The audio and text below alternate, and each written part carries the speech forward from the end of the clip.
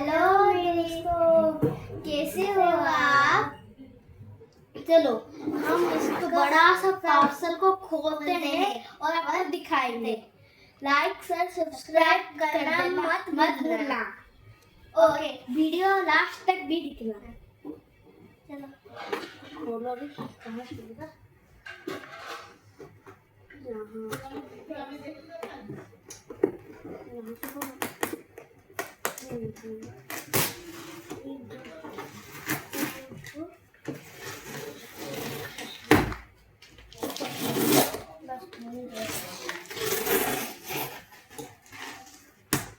तुम जरूर बताना इसमें क्या है।